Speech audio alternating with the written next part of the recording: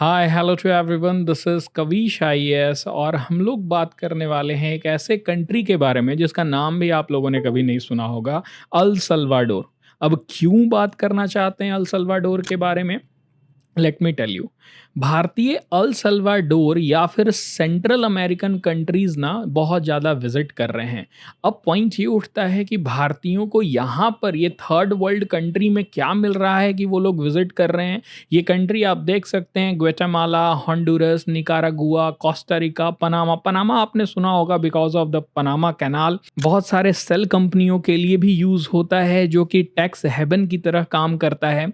तो आपने पनामा नाम सुना होगा, पर ये सारे कंट्रीज़ का नाम जो है ना वो बहुत ही कम आपने सुना होगा, क्योंकि ये जो कंट्रीज़ हैं वो भारत के लिए उतना ज़्यादा इम्पॉर्टेंट है नहीं। लेकिन कुछ वर्षों में ये देखा गया है कि भारतीय इन कंट्रीज़ का यूज़ करते हैं इलीगली इंटर करने के लिए। आपका USA, United states of America में घुसने के लिए क्या करते हैं, इंटर करते हैं पहले सेंट्रल अमेरिकन कंट्री और वहाँ से फिर वो मूव कर जाते हैं यूएसए इलीगली।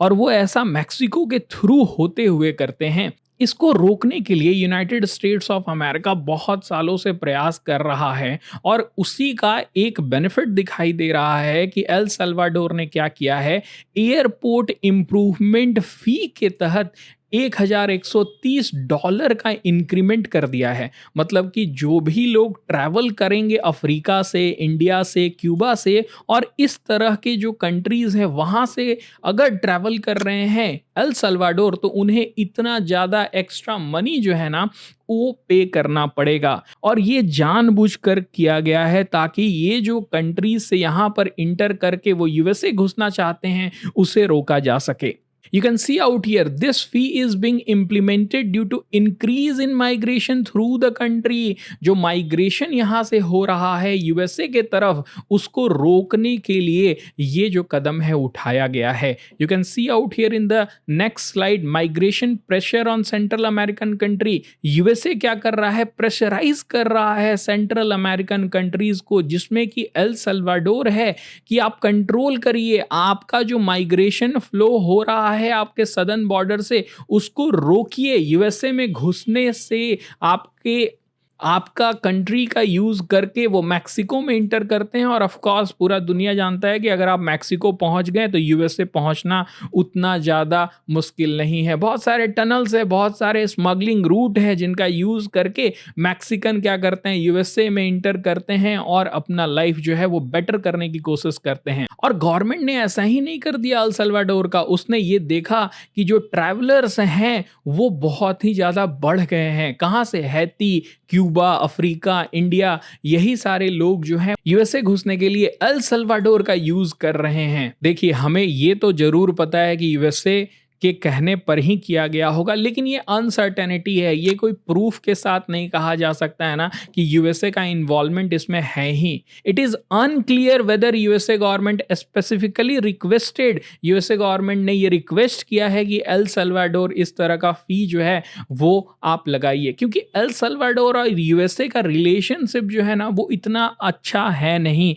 यूएसए जो है वो स्केप्टिकल है वहाँ के प्रेसिडेंट को लेकर के। बहुत बार यूएसए ये कहता है कि आपका जो वर्क है ना वो डेमोक्रेसी के अगेंस्ट है, आप ह्यूमन राइट के अगेंस्ट है। You can see out here, USA concerned है वहाँ के ह्यूमन राइट का वायलेशन को लेकर, वहाँ की डेमोक्रेसी को लेकर।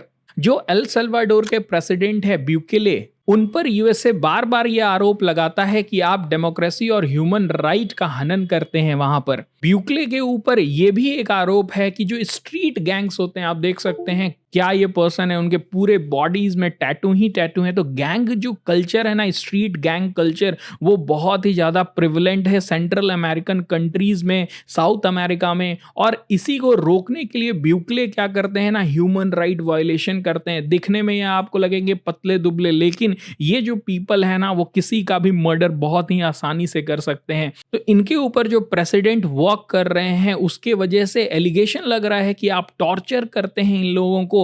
और अब्यूज करते हैं, जो कि ह्यूमन राइट का वायलेशन है ना। यूएसए तो स्केप्टिकल है ही, लेकिन यूएस और एल सल्वाडोर का रिलेशन और बेटर तभी हो पाएगा जब यूएसए जो कह रहा है कि आपके देश से जो माइग्रेशन हो रहा है आप उसको रोकिए, ये दोनों के लिए एक बायलैटरल एजेंडा है। You can see out here, ये जो मुद्दा है ना वो टॉप प्रायोरिटी है यूएस अल सल्वाडोर का रिलेशन को लेकर। इस मैप के थ्रू मैं कुछ आपको समझाना चाहता हूं कि किस तरह से इंडियन जो है ना वो यूएसए इंटर करना चाहते हैं।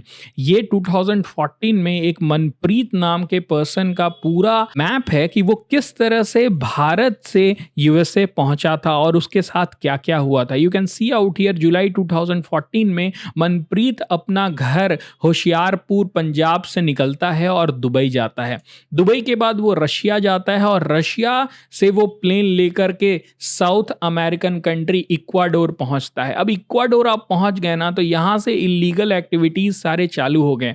इक्वाडोर, कोलंबिया के थ्रू सेंट्रल अमेरिका होते हुए, मैक्सिको होते हुए स्मगलिंग का आप कह सकते हैं वेल एस्टेब्लिश्ड रूट है जिसको सब लोग यूज करते हैं, चाहे वो ह्यूमन ट्रैफिकिंग के लिए हो या फिर स्मगलिंग के लिए हो या फिर इलीगली यूएसए में इंटर करने के लिए हो। तो मनप्रीत ने भी यही किया। मनप्रीत जुलाई 2014 में रशिया से होते हुए इक्वाडोर पहुंचा, इक्वाडोर से ग्वाटेमाला, मैक्सिको, फिर उसके बाद मैक्सिको से वो टेक्सास इंटर कर गया। लेकिन बेचारे का ये जो ट्रैवल था ना वो इतना सक्सेसफुल नहीं रहा। उसे 9 मंथ के लिए डिटेंशन कैंप में रखा गया और उसके बाद फिर जुलाई 2015 में उसे वापस इंडिया डिपोर्ट कर दिया गया। लेकिन अभी का जो करंट सिनारियो है ना वो ये देखने को मिल रहा है कि बहुत सारे इंडियन इसी रूट का यूज कर रहे हैं। वो एल सल्वाडोर जा रहे हैं या फिर मल्टीपल सेंट्रल अमेरिकन कंट्री जा रहे हैं और वहां से फिर वो यूएसए की तरफ मूव कर रहे हैं। तो आप समझ सकते हैं कि कितना ज्यादा डेंजरस ये रूट ये लोग यूज करते हैं सिर्फ और सिर्फ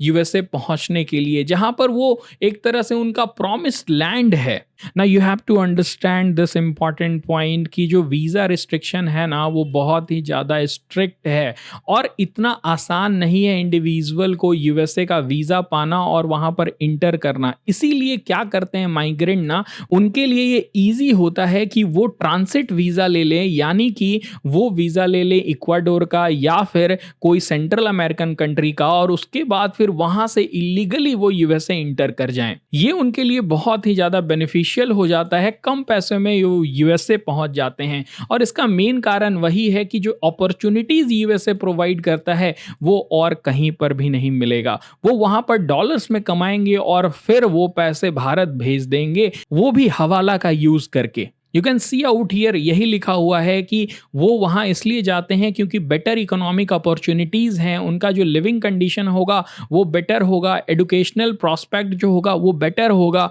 और ये सारे चीज़ ना थोड़ा सा अट्रैक्ट करता है खासकर इंडियंस को कि अगर वो वहाँ पहुँच जाएंगे तो उनकी पूरी ज़िंदगी जो है वो बदल जाएगी। So these are the reason Indians इतना ज़्यादा रिस्क उठाते हैं। अफ्रीकन तो उठाते ही हैं, इंडियंस तो चलिए कम से कम 26 लाख 27 लाख दे के, ये जो मनप्रीत वाला केस था ना उसमें 26-27 लाख लगे होंगे उसे।